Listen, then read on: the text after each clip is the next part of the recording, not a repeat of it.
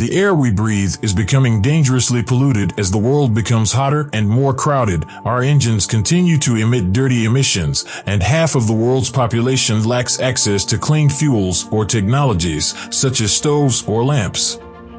9 out of 10 people now breathe polluted air, which kills 7 million people annually.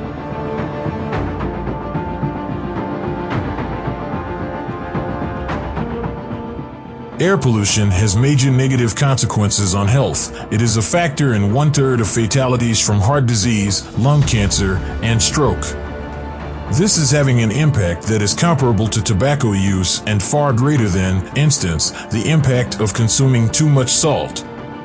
When pollutants are released into the atmosphere, they endanger both human health and the health of the entire planet. The World Health Organization, WHO, estimates that air pollution causes close to 7 million deaths worldwide each year.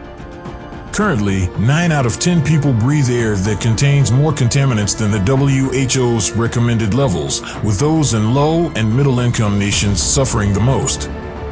The 1970 established Clean Air Act gives the U.S. Environmental Protection Agency, EPA, the power to protect public health by controlling the emissions of certain dangerous air pollutants.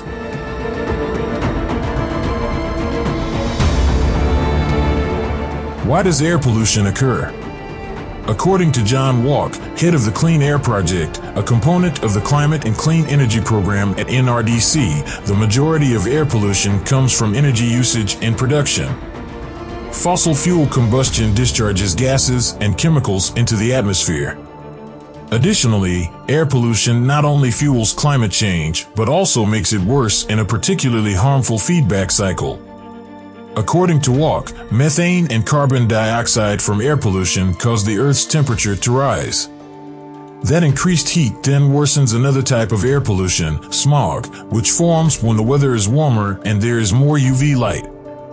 Due to the wet circumstances brought on by harsh weather and increasing flooding, pollen and mold production are also exacerbated by climate change due to a longer pollen season. The Clean Air Act has helped the United States improve its air quality over the past 50 years, according to Kim Knowlton, Senior Scientist and Deputy Director of the NRDC Science Center. But as the climate changes, it will be more difficult to adhere to emission guidelines in the future.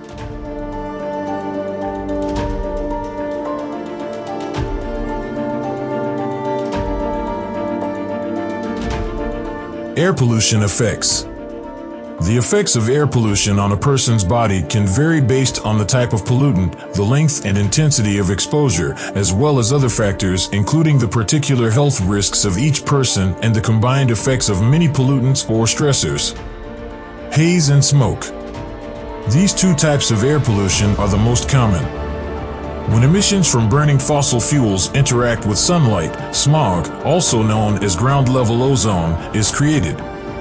Small amounts of chemicals, soil, smoke, dust, or allergens, in the form of either a gas or a solid, that are carried in the air make up soot, sometimes referred to as particulate matter. Smog and soot both come from comparable causes. Both originate from automobiles and trucks, businesses, manufacturing facilities, power plants, incinerators, engines, and generally anything that burns fossil fuels like coal, gas, or natural gas, according to Walk. Smog can harm the lungs, especially those of kids, the elderly, and individuals who work or exercise outside. It can also irritate the eyes and throat. For those who suffer from allergies or asthma, it's much worse because the additional pollutants can exacerbate their symptoms and possibly set off asthma attacks.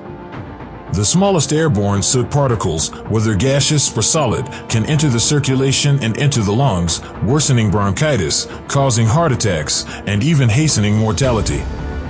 A report from Harvard's T.H. Chan School of Public Health in 2020 revealed that COVID-19 mortality rates were higher in areas with more soot pollution than in areas with even a small amount less, demonstrating a link between the virus's persistence and prolonged exposure to fine particulate matter and shedding light on an issue of environmental justice.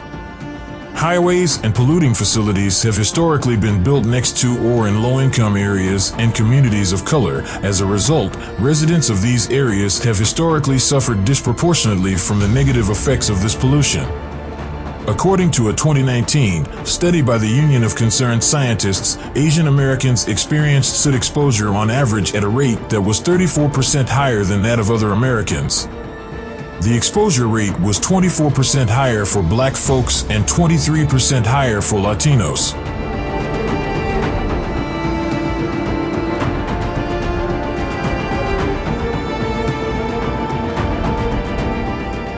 Toxic air contaminants. Numerous air contaminants present serious health concerns and occasionally even pose a danger of death at low concentrations.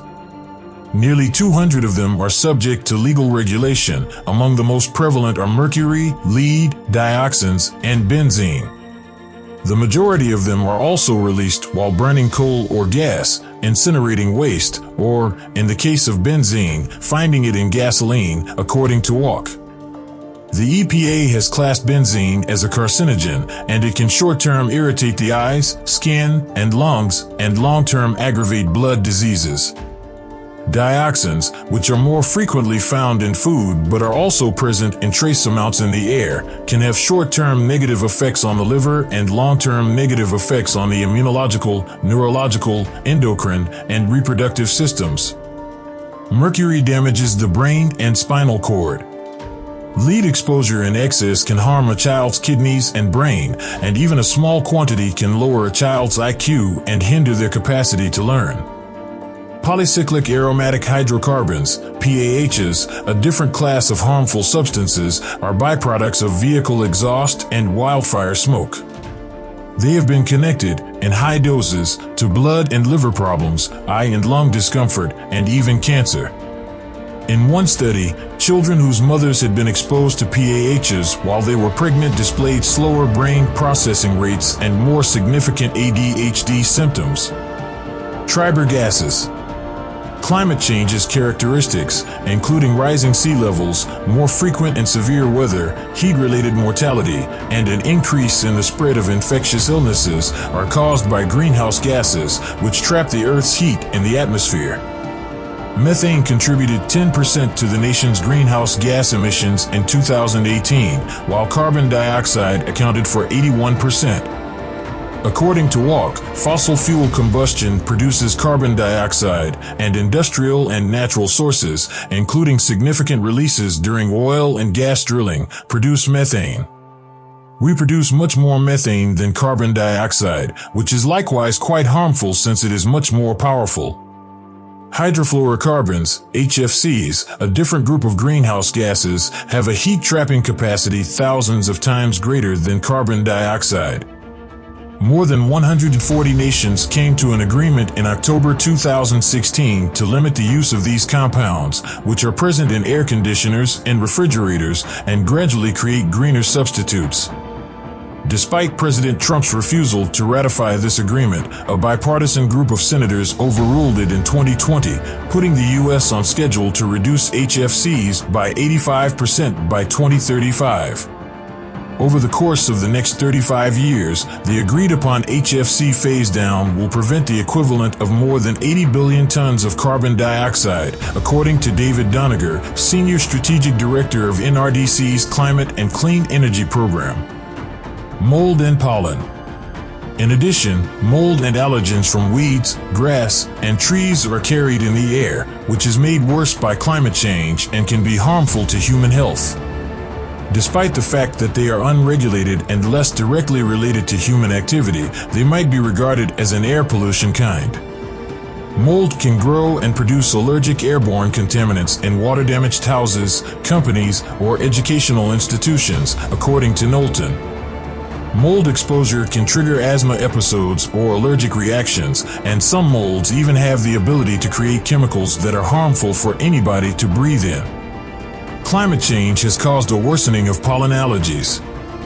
Pollen-producing plants, especially ragweed, grow larger and generate more pollen when the amount of carbon dioxide they are exposed to is increased, according to laboratory and field research, says Knowlton. The pollen production season is also extended by climate change, and some research are beginning to imply that ragweed pollen may be becoming a more potent allergen.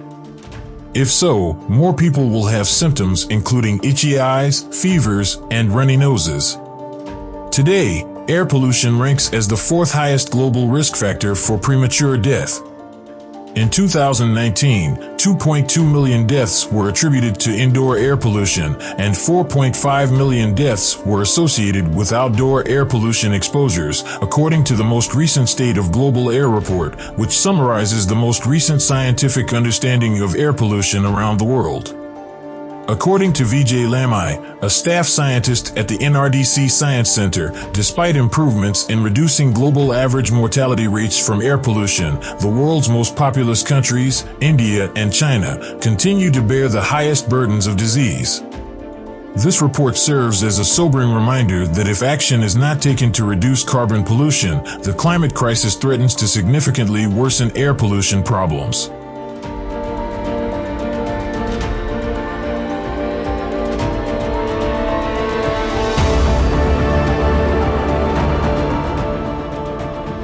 That was for today. Thank you for staying with us. Don't forget to like our video and subscribe to our channel.